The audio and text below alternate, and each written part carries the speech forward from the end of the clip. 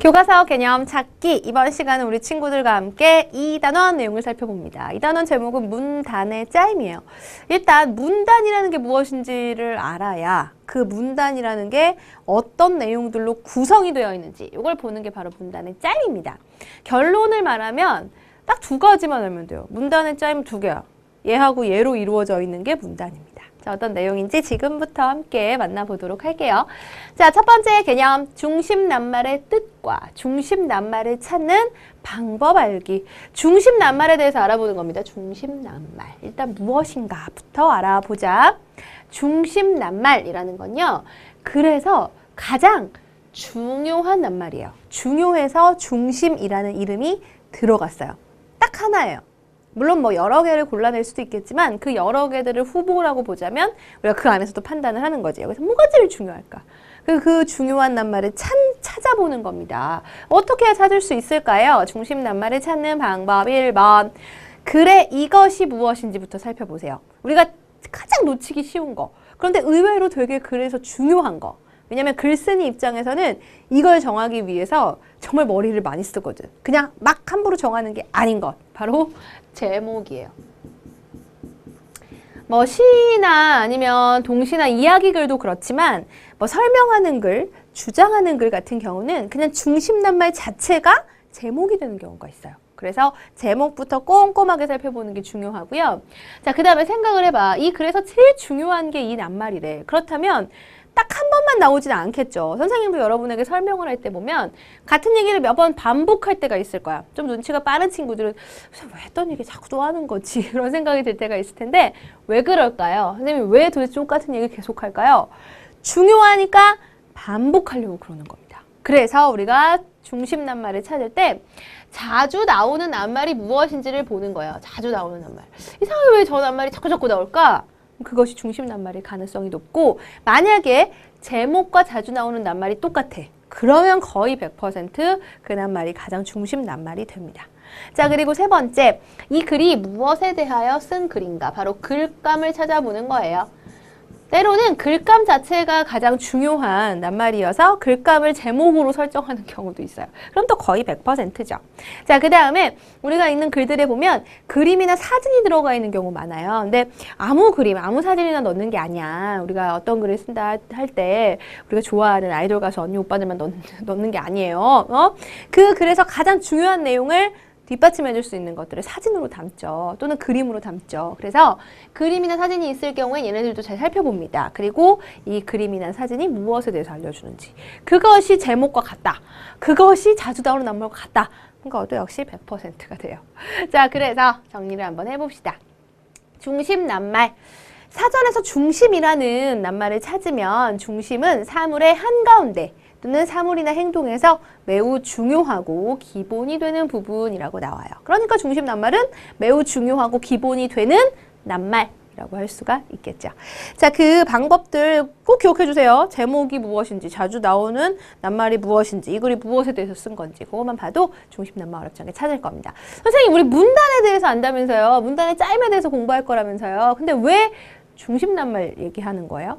아마도 문단의 짜임을 공부할 때 중심 낱말이 어느 정도 도움이 될 수가 있겠죠?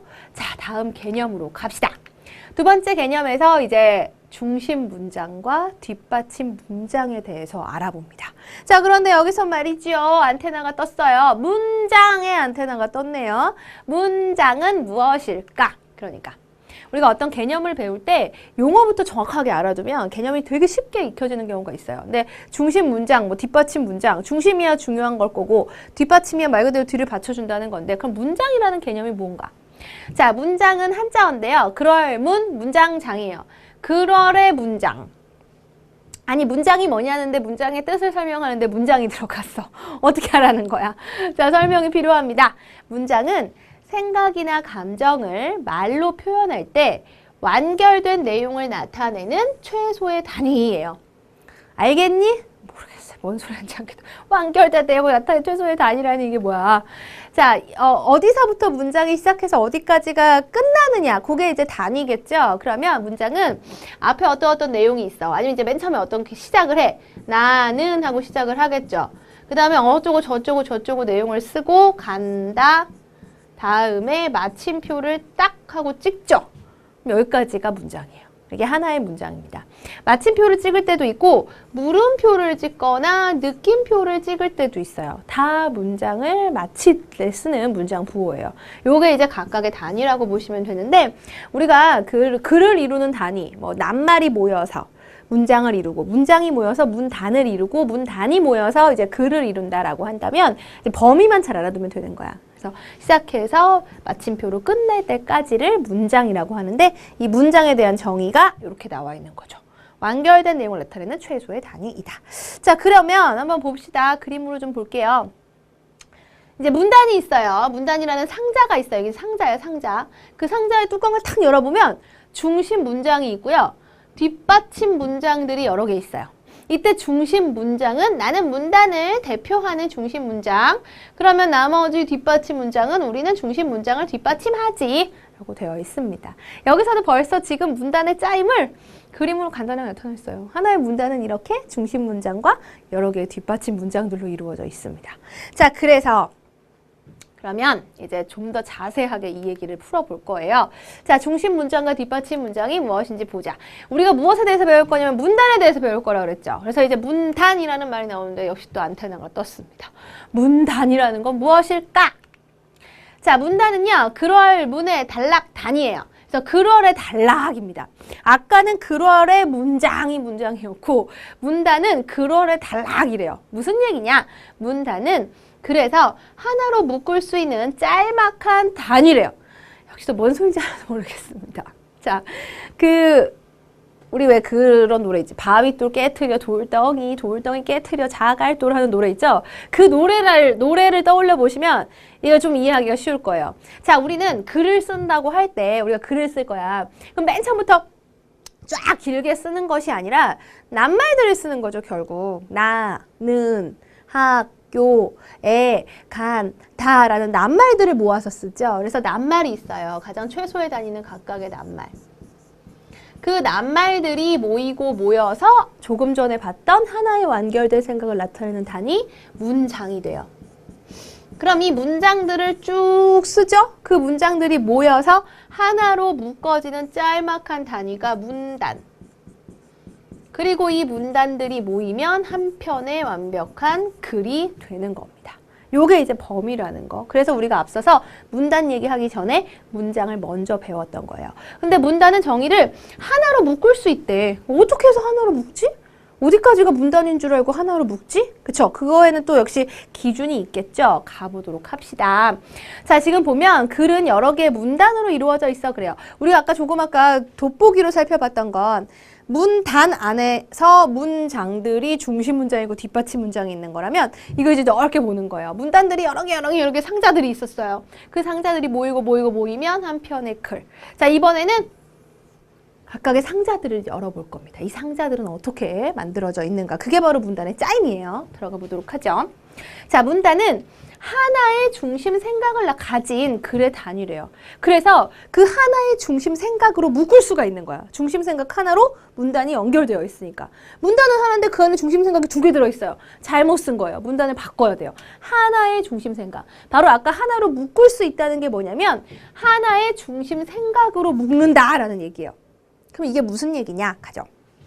하나의 중심 생각을 가진 글의 단위이다. 중심 문장은 문단의 내용을 뭐하는? 대표하는 문장이래요. 우리 아까 중심 낱말에서도 그런 얘기 했었잖아. 대표하는 가장 중요한 낱말, 중심이 되는 낱말이 중심 낱말이라면 중심 문장은 문단의 내용을 대표하는 게 바로 중심 문장이에요. 중심 문장은 몇 개? 1개. 왜 1개여야 돼? 하나의 문단엔 하나의 중심 생각만 있으니까. 결국 중심 문장이 중심 생각이라면 중심 문장은 하나밖에 없는 거죠. 태양이 2개 있으면 되냐고. 또 태양이 하나밖에 없잖아요. 중심이잖아요. 태양을 중심으로 나머지 행성들이 돌잖아요. 그럼 비슷하다고 보시면 됩니다. 그렇다면 중심 문장, 한 문단에서 가장 중요하고 중심이 되는 문장이 되겠죠. 몇 개라고? 딱 1개요. 그리고 그 1개가 문단을 이루고 있다라는 거 보시면 되는 거죠. 자, 그 다음에 이번에는 뒷받침 문장입니다. 그럼 뒷받침 문장은 뭘까요? 말 그대로 뒤를 받쳐주는 거야. 그럼 누구의 뒤를 받치느냐? 중심 문장의 뒤를, 중심 문장의 내용을 뒷받침해주는 거죠. 왜 뒷받침해야 되죠? 중심 문장이 이렇게 중요하고 대표적인 문장이라면 지가 알아서 자기 할 일을 똑바로 해야지. 왜 중심 문장이 중심 문장을 뒷받침 문장들이 뒷받침을 해줘야 되는 거예요? 중심이라며? 뒷받침 문장은 중심 문장을 좀 더 이해하기 쉽게 하기 위하여 예를 들어주거나 까닭을 들어서 자세하게 설명하는 문장이에요. 그러니까 중심 문장은 그 문단의 내용을 대표하는 문장이라서 가장 중요하긴 합니다만 그 문장의 내용을 딱 들었을 때 알겠어가 안 되는 거야. 예를 들어서 잠시 뒤에 보고 얘기를 할게요. 예를 들어서 이런 거예요. 중심 문장과 뒷받침 문장을 구별해보자. 이게 이제 하나의 문단인 거야. 얘가 하나의 문단이다라는 걸 알 수 있게 하는 가장 중요한 거. 여러분이 딱 보면 알 수 있는 건 뭐냐면 바로 여기 맨 처음 시작할 때예요. 다음 줄들은 맨 첫 칸부터 시작을 했는데 얘는 왜 처음에 시작한 한 칸 비워놨네요? 문단을 새로 시작할 때는 이렇게 한 칸 들여쓰기를 해야 돼요. 들여쓰기. 다시 말하면 문단이 어디서부터 시작하지? 라는 문제가 나왔을 때는 고민하지 말고 들여쓰기 한 것부터 생각을 하면 돼. 들여쓰기를 했다는 건 여기서부터 새로운 문단을 시작하겠다라는 뜻이에요. 그러니까 지금 보면 이 문단 안에 문장이 여러 개가 있잖아. 갑니다 해서 마침표죠. 그 다음에 갑니다 또 마침표죠. 또 갑니다 마침표고 또 갑니다 마침표예요. 마침표가 나오는 게 문장 끝나는 거라 그랬잖아. 그럼 얘는 문장이 총 4개예요. 근데 이 4개의 문장들이 보면 나머지 문장들은 마침표 다음에 바로 한 칸만 띄고 붙였었어요. 다 붙였었단 말이야. 근데 맨 처음 시작만 붙여 쓰지 않고 맨 처음 시작만 한 칸 들여쓰기로 시작을 해. 만약에 이 뒤에 복숭아가 이거 갑니다. 뒤에 또 새로운 내용이 새로운 문단으로 만들고 싶으면 여기서 이어가는 게 아니고요. 줄을 바꿔. 그래서 역시 한 칸을 비워두고 들여쓰기를 하고 그 다음부터 써야 되는 거예요. 그러니까 들여쓰기 한 개수만 잘 세도 이 글의 문단이 몇 개인지를 우리가 알 수가 있는 거죠. 자, 그럼 이제 해보자. 그럼 4개의 문장들이 있는데 이 4개의 문장에서 뭐가 중심 문장이고 뭐가 뒷받침 문장인지를 찾으면 돼요. 우리가 알고 있는 지식은 단 하나예요. 뭐야? 하나의 문단에는 중심 문장이 1개여야 한다는 거. 왜? 중심 생각이 1개니까. 그리고 중심 문장은 그 문단의 내용을 대표한다는 거. 자, 그럼 이제 문장들을 읽어봐야 뭐가 대표인지, 뭐가 뒷받침인지 알 수가 있겠죠. 보자. 여름이 되면 우리 마을에는 과일이 탐스럽게 익어갑니다. 새콤달콤한 자두가 익어가고, 살구나무에 주렁주렁 달린 살구가 익어가고, 과수원에는 달콤한 복숭아가 익어간대요. 자, 이 글이 뭐에 대한 내용일까요? 과일에 대한 내용이잖아요. 과일. 여러 가지 과일이 열린다면서 어떤 과일 얘기했냐면 자두도 얘기하고 살구나무의 살구 얘기하고 복숭아 얘기해요. 어쨌든 자두나 살구나 복숭아는 모두 과일의 종류죠. 그렇다면 자두, 살구나무, 복숭아를 대표하는 말이 과일이라고 할 수 있겠죠. 뭐 자두도 과일이고 살구도 과일이고 복숭아도 과일이니까 그럼 과일이라는 말이 나머지를 대표하는 말이에요. 대표한다고? 그렇다면 과일이 익어갑니다 를 포함해서 문장은 여름이 되면부터 시작하니까 이 문장이 바로 이 문단 전체의 중심 문장이 되는 거예요. 그리고 나머지 과일의 종류들, 그 자두, 살구, 복숭아에 대해 설명하고 있는 나머지 문장들이 바로 뒷받침 문장인데 우리 방금 전에 무슨 얘기했냐면 뒷받침 문장은 중심 문장을 뒷받침해줘야 된다 그랬거든요. 근데 좀 이해가 안 됐단 말이야. 중심 문장이 그렇게 대표고 중요한 문장이면 자기 혼자서 자기 일을 알아서 자기가 꿋꿋하게 서야지 왜 뒷받침 문장이 필요하느냐. 한 개도 아니고 이렇게 여러 개가 필요하느냐. 아까 뭐라 그랬냐면 쉽게 이해하기 위해서 더 자세하게 설명하는 부분이라고 했거든. 자, 만약에 우리가 됐어. 나는 중심 문장만 아끼고 사랑할 거야. 중심이니까. 걔만 있으면 돼. 대표니까. 해서 나머지를 그냥 버리고 중심 문장만 읽어봐요. 여름이 되면 우리 마을에는 과일이 익어갑니다. 뭐 문장 자체가 어렵지는 않아요. 하지만 이것만 들었을 때는 그 마을에 어떤 과일이 어떻게 익어간다라는 것은 감이 안 와요. 과일이 익어간대. 뭐 무슨 과일인지는 얘기를 안 하던데? 그냥 과일이건 여기서 끝이란 말이야. 그래서 헷갈릴 수 있는 사람들에게 어떤 과일이냐면요. 들어보세요. 자두요. 살구요. 복숭아요. 이러고 자세하게 설명해 주는 거예요. 그러면 듣는 사람들이 어때요? 그때서는 자두랑 살구랑 복숭아 그렇지 그 다 여름에 나는 과일인데 이 마을에 이런 과수원들이 많은가 보다 하고 훨씬 더 잘 이해하게 된다는 겁니다. 근데 중요한 건 과일 얘기하는데 갑자기 여기서 우리 마을에 장미꽃이 여름에 잘 피어요. 예쁘게 피어요. 이런 얘기 나와봐. 돼요? 안 돼요. 왜?